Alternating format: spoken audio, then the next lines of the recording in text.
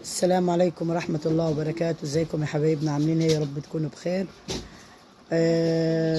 في ناس طبعا دلتني على أسرة فقيرة، وبعد إلحاح شديد، والله العظيم إلحاح شديد عليا. وأنا ندمت إني ما جيتش من الأول عندهم، ندمت إني ما شفتهمش من الأول وشفت ظروفهم. بجد والله العظيم أنا بعتذر لهم، يعني إني ما شفتهمش من بدري. هم بصراحة يعني حالة يرثى لها بصراحة. ناس على كدهم خالص يعني، وكلنا أنا طبعا فقراء إلى الله. آه، بصوا حالتهم. هم هيحكوا بنفسهم برضو، بس انا بقول لكم نبذه مختصره عن اللي سمعته. ان معاهم اخوهم الكبير معاق طبعا، في رجله اليمنى ولا اليسرى؟ الشمال، اليسرى. معاق في رجله اليسرى، وبيبيع شويه بطاطا على عربيه، اللي هي العربيه المؤاخذه اللي هي بالحمار، العربيه الكار. بيستأجرها يوميا من الجيران ويطلع بيها، واللي يسترزق بيه اي حاجه بيبيع بطاطا. ركزوا يعني في المهنه بتاعته. طبعا ابنه الصغير اسمه ايه يا عسل؟ تعالى تعالى يا عبده. بصوا عبده ده هو لسه حالا كانوا قايلين لي يعني عليه وكده، حتى الناس قالوا لي عليه برضه. آه الكليه واحده، عايش بكليه واحده، والكليه التانيه لقوها تعبانه خالص. شلتوها؟ لسه موجود بيها. يعني المفروض عايز عمليه ولا عايز ايه؟ لا هو يعني كان قلب العلاج يعيش بيها بس بالعلاج يعني تمشي بالعلاج لغايه ما يكبر سن محدد. لغايه ما يكبر سن محدد. ده عايش بكليه واحده الطفل الصغير ده هو، والكليه التانيه يعتبر متدمره. ده غير ان الاب معاق، غير ان هو بيشتغل على عربيه كر بحمار بيستاجرها من الجيران. بعتذر عن التصوير مش واضح قوي يعني. بيشتغل على عربيه كر وعلى شويه بطاطا. راجل ارزق على باب الله. البيت طبعا هوريكم البيت برضه على الطبيعه. امه هي ست كبيره، انا مش عايزه يعني، مش عايزه والله اظهرهم، مش عايزه ابين وشهم وكده، الناس محرجه، فمش عايزه احرجها. اللي هيجي لهم خير ان شاء الله باذن الله. كل حاجه نصيب وارزاق. الست الكبيره ابنها ده هو اللي هو المعاق، وجوزها راجل كبير في السن وقعيد، يعني ما بيطلعش اصلا، يعني فوق ال 65 سنه. تمام. ومعاها بنت برضو، هي مكتوب كتابها قاعده هنا برضو مغطيه وشها، هي خلتها غطت وشها. فالمفروض عايزه الجهاز بتاعها عشان تتستر. ومعاها بنتين تاني متجوزين، صح كده؟ معاكي معاكي بنتين تاني متجوزين برضو، جوزتهم بالاقساط والديون، وربنا يعلم بيها الست يعني. بس ومرات ابنها اللي هي ايه، اللي هو معاها اربعه، اللي ابوهم اصلا يعني الاخ اللي هو المعاق ما فيش غيره، على 3 بنات، بنتين متجوزين، والبنت الثالثه 4 بنات، 3 متجوزين، واحده مكتوب كتابها مش قادرين يجيبوا لها الاجهزه ولا اي حاجه، وواحدة جالها بعد عنكم ربنا يعافينا ويعافيكم وعن السامعين، جالها الكانسر اللي هو مرض السرطان وتوفاها الله، صح؟ داينت عليها عشان خاطر تصرف عليها بس فدلوقتي الحالة ان الاخ الكبير ده هو اللي ما فيش غيره 4 بنات، هو اللي بيعول عياله 4 بنتين ولدين اطفال صغيرين. تعالي هنا يا عسل، تعالي هنا. ما تخافيش، انا هبين بس ايه يعني سنهم كده هو، وانت تعالي هنا. اللي هو شيء اللي هو الكبد بتاعه تعبان، وفي ولد وبنت تاني، ولد وبنت تاني. تمام. بيعول ال4 دول، وامه واخته اللي هي مكتوب كتابها، وابوه الرجل المسن اللي هو فوق ال 65 سنه. فالناس اللي جابتني ليهم يعني اكدت لي انه الظروف تحت الصفر. الله يعينهم ويساعدهم في ظل الغلا والظروف دي. والله بسألها، بتكلم معاها بالصدفه، بتقول لي الفراخ ده مش بيدخلوها البيت اصلا ولا الحاجات دي خالص. فاللي يقدر يوقف معاهم يساعدهم يبقى جزاه الله خير في الايام المفترجه يعني. مش عارفه اقول لكم ايه. اتفضلي يا حاجه اتكلم، وتعالي جنبي هنا. انت برضه اشرحي لهم ظروفك اكتر مني، هتعرفي اكتر مني يعني. أنا ظروفي إني قاعدة. علي صوتك عشان يسمعوك. سلم ظروفي عليهم. قاعدة. السلام عليكم ورحمة الله وبركاته.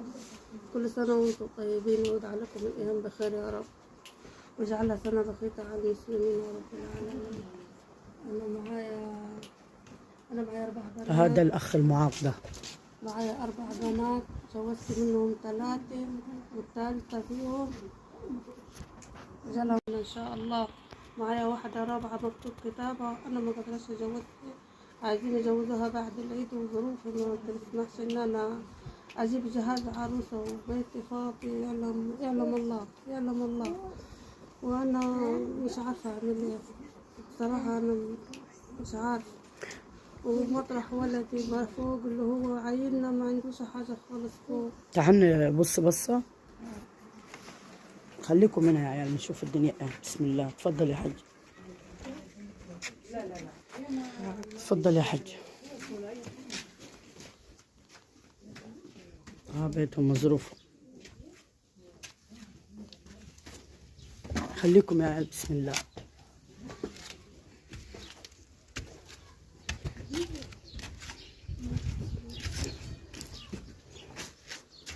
بسم الله الرحمن الرحيم.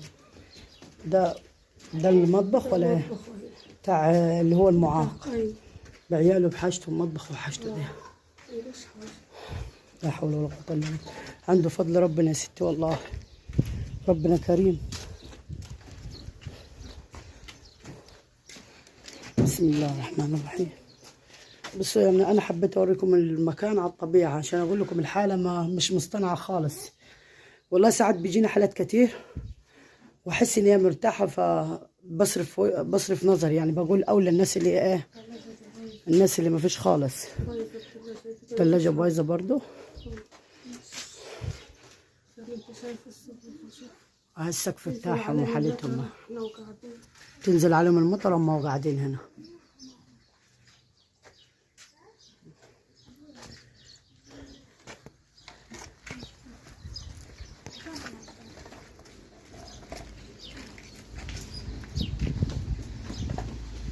عايزة تقول تضيفي حاجة تاني؟ أنا عايزة جهاز البيت. علي صوتك عشان يسمعوكي. اللي هي الثلاجة والغسالة والبوتاجاز. عايزة لها شاشة. ايوه. وعايزة بطارية. عايزة يعني جهاز البيت. عايزة جهاز البيت وتروسيكل لأبو يوسف.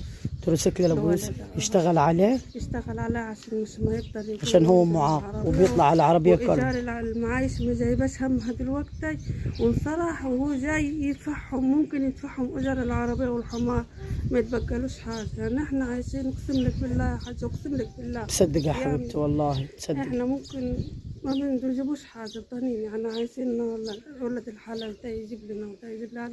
ما قالوا لي الناس برا كيس رمضان؟ ايوه والله مفيش. اي ما انا قالوا لي الناس برا والله العظيم. انا والله العظيم حقك عليها عشان ما جيتش من بدري.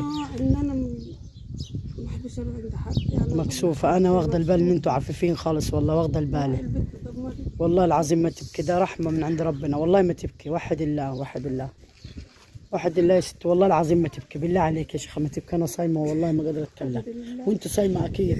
بس ان شاء الله. بس وحد الله. مقطع على ولدي اللي هو فين يزرع وهو ماشي بيوقع ما حمشي. الواد يعني المعاق اللي انت شفتوه ابنها ما فيش غيره على 4 بنات ماشي بيوقع. بتقول لكم والله العظيم ما قدرش يشتغل. قالوا له الناس عايز مجلس كهرباء، عايز كشوفات، ما يرضاش يكشف لنفسه وكل ما قدامي من البيت. معايا رجله انا وجعاني لي يجي شهرين ما قدرش اروح اكشف له، اقسم بالله. مصدقاك والله. معايا خشوده في رجله والزلال غضروفي في رجلي ما قادره اروح اكشف. مصدقاك والله. بتقول لكم ابنها يا عيني بيمشي وهي معاها انزلاق غضروفي في رجلها، وابنها بيمشي يوقع اللي هو المعاق يا عيني. والله صعب عليها قوي المعاق ده اقسم بالله. يعني يعتبر عنده عجز كده هو في رجله، فبيمشي على العربيه الكر كده، هو ياخدها من جيرانهم يسرح عليها، يبيع شويه بطاطا ويجي ياخد ولده معاه يسند له الحاجه، ياخد ولده يسند له الحاجه. والواد اصلا يعني عايز اقول لكم بيقولوا الكليه بتاعته متدمره. مش الكليه عايش بكليه واحده والتانيه كشفين له متدمره خالص، وبيقولوا لا يمشي على العلاج فتره طويله. طب بالنسبه لعلاج الولد اللي كليته تعبانه بتجيبوه ازاي؟ بيكتبوا انه والله يا حاجه ما قادرين نجيبوه. يعني اصلا المفروض بيجي من الصيدليه. المفروض نجيبوه بس ما فيش ظروف. في حدود كام العلاج ممكن؟ كل علاج له ثمن. ايوه على حسب يعني العلاج اللي انتم ماشيين عليه. وشحط والله ان كنت مكتب انها شحط. انا مصدقاك والله. الناس قالت لي عليك من بره من قبل ما ادخل. مصدقاك. الناس كلها سايقان عليهم وتقول لهم بالله عليك يا روحي شوف فلانه. والله العظيم هو بص كان على الحالات مش هتخلص. يعني الناس كلها سبحان الله عندها ابتلاءات والناس كلها تعبانه. ايوه بس بلوى ابتلاء عن ابتلاء بيفرق يعني.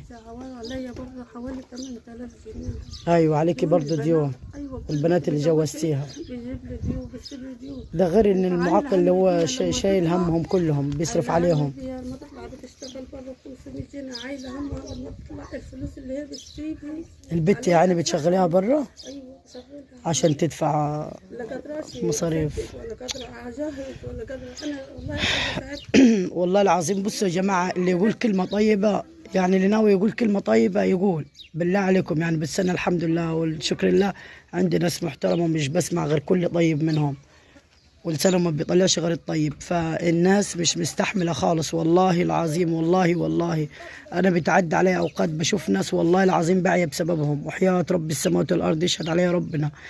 اقول في نفسي لو معايا يعني ربي والله العظيم يعني لو دي من الشيطان، الواحد لو في مقدرته ومبسوط كان عمل كل حاجه للناس. عايزه خلاط بتقول لكم الحاجه نفسها في خلاط.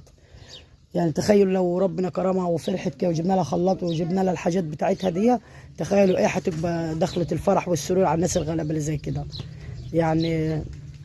مش عايزه والله اطول عليكم الفيديو. الواد يا عيني اللي كليته ده تعبانه. خذ يا عبد. خد يا عبده. مالك يا حبيبي؟ عندك ايه؟ عندك ايه؟ هنا وجعان. الارض سخنه، البس الشبشب. ايه اللي وجعك؟ بص علي، ايه اللي وجعك عشان اجيب لك حلاوه وشوكولاته حاجه حلوه؟ ايه اللي وجعك؟ بطنك في الحته اللي هي على طول وجعاك؟ كشفتوا له فين؟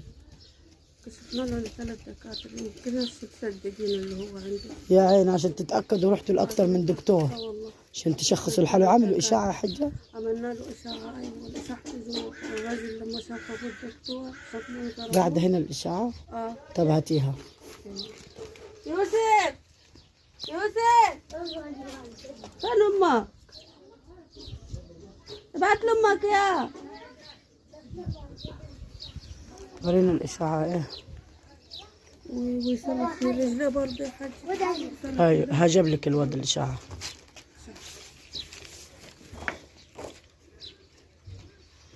انا مصدقاكم والله، بس انا حبيت ابص عليها بس. ايوه الاشاعات بتاعت الواد والتحاليل. تقول لهم حاجه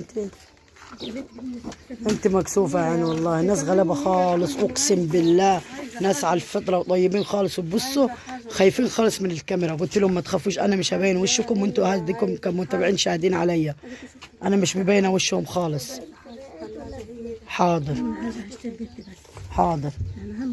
بصوا هي الحاجه الكبيره ام العروسه بتقول انا عايزه حاجه لمرات والدي ثلاجتها بايظه، وهي مرات ابنها بتقول لا انا مش عايزه حاجه، عايزه حاجه اخت جوزي. شوفي قلبهم ازاي على بعض، مصدقه قلبهم على بعض يا عيني. ايوه عايزه غسالة. راحت هي وصايمة راحت لغاية المحافظ، والمحافظ عمل لهاش حاجة حتى ما رضيش يبص عليه. ما هو المحافظ فاضل مين ولا مين يا حبيبتي، ده شغله وحرس وبتاع، ما حدش حتى يقدر يدخل له اصلا. قال لك ما فيش دلوقتي. ان انا وجاي في الطريق تهت شفت الطريق من الزعل والبكاء ما عرفتش اروح. انت رحت له عشان ايه طيب؟ عشان جهاز البيت. عشان جهاز البيت. ان شاء الله باذن الله باذن الله باذن الله باذن واحد احد يا رب في الايام المفترجه دي تكرمهم وتفك كربهم، وجهاز البت يجي واكون انا السبب ويفرحوا ويزغرطوا وهيسوا واشوف الفرحه في عينيهم بحق جاه الله يا رب. زي ما هي بكت دموع الاقي الفرح في عينيها باذن الله تعالى ان شاء الله يا رب. وانت فين غسالتك؟ ايوه بصي انا عايزه اقول لك على حاجه برضه. يعني انا ايه عايزاك تحط الامل في الله مش في انا. اول حاجه دي.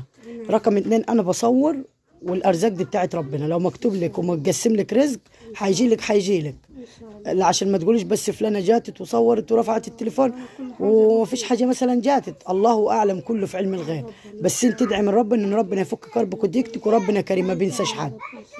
بس ان شاء الله هيجبر بخاطرك وهيديكي، والعروسه ان شاء الله ما تعتليش هم، ربنا كريم هيجبر بخاطرك ويراضيكي. شايفاها يعني خاسه خالص كده وضعيفه عايله الهم وما فيش. شايفانا انا متقطعه قدام. ايوه والله العظيم اللي خلق العبد ما هينساه. انت تتخيل ان ربنا سبحانه وتعالى خلقكم في الدنيا عشان يعذبكم؟ ابدا والله العظيم ما هينساكم. الدوده ببطن الحجر يا حجه بتلاقي رزقها، صح ولا لا؟ ان شاء الله ربنا هيكرمك وهيرزقك. وبتصلوا انت ولا لا؟ وانت يا عروسه بتصلي؟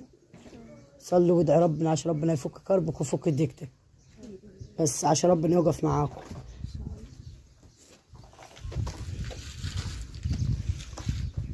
عندنا 4 بطيات مربينا مع السطح فيش غيرهم هون. حالتهم هي كلها بيتهم ها بالعروق كله.